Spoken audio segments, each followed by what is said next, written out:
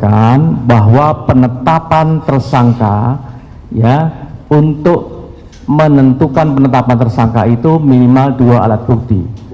Bukan jumlah dari saksi. Bukan yang mulia, minimal 2 alat bukti. Misalnya saksinya ada 10. Iya yang mulia. Dihitung 1 alat bukti atau 10? 1 alat bukti. Nah, 1 alat bukti. Harus nyari yang alat bukti yang lain. Kemudian tadi saksi juga mengatakan, tadi ahli juga mengatakan bahwa ini masih berkaitan dengan pertanyaan termohon bahwa Facebook itu apakah masuk di dalam surat, kemudian ahli mengatakan itu masuk dalam surat. Ini masuk dalam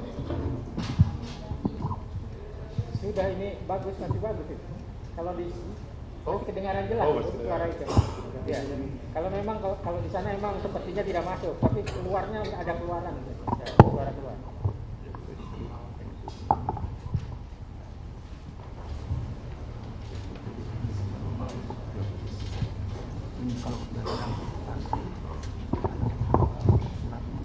Ya, saya lanjutkan. Tadi saudara mengatakan bahwa Facebook itu tidak masuk dalam bukti surat, tapi dia masuk dalam bukti petunjuk.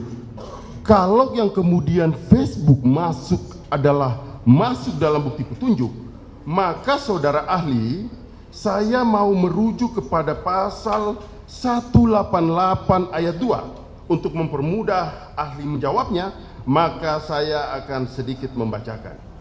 188 ayat 2. Petunjuk sebagaimana dimaksud dalam ayat 1 hanya boleh diperoleh dari keterangan saksi, surat, keterangan terdakwa. Jadi hanya 3 dasar: keterangan saksi, keterangan terdakwa, dan keterangan surat.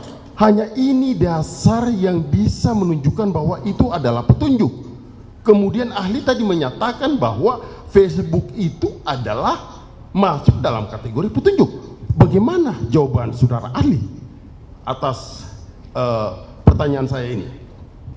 Baik, mohon izin yang mulia. Tadi saya menjelaskan bahwa akun Facebook itu dapat dijadikan sebagai petunjuk, bukan sebagai alat bukti yang dikualifikasi sebagai alat bukti petunjuk. 184 ayat 1 KUHP itu berbeda, maknanya sangat berbeda. Saya tadi sampaikan bahwa petunjuk itu alat bukti petunjuk di dalam 184 KUHP huruf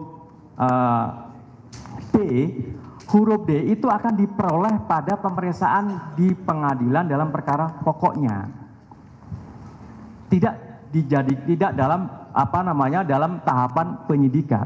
Jadi penyidik itu tidak bisa mengumpulkan petunjuk, ya. Karena yang ini terjadi di persidangan. Betul, terjadi di persidangan dalam perkara pokoknya. Persidangan tidak bisa itu. Tidak bisa. Itu saya tadi menyampaikan seperti itu. Tidak bisa ya. Jadi dapat dijadikan sebagai petunjuk, bukan alat bukti petunjuk. Ketika sudah di persidangan. Ketika sudah di persidangan, baru makanya tadi kan yang berkaitan dengan substansi putusan pengadilan yang sudah berkekuatan hukum tetap, ya, yang kemudian ada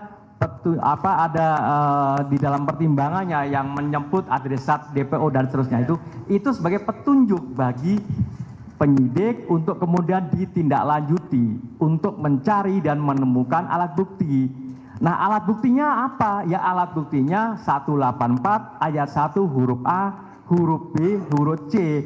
2 dari situ diambil dijadikan sebagai dasar untuk menetapkan tersangkanya. Demikian jawaban saya yang mulia. Oke, saya lanjutkan. Kemudian berkaitan dengan putusan pengadilan. Pertanyaan saya, apakah putusan pengadilan dapat dikualifikasi sebagai bukti surat? Mohon izin yang mulia, tadi sudah saya tegaskan, kalau saudara mencermati jawaban saya sudah berkali-kali menjawab itu. Oke, kalau begitu saya lanjutkan. Dalam putusan pengadilan, kekuatan pembuktian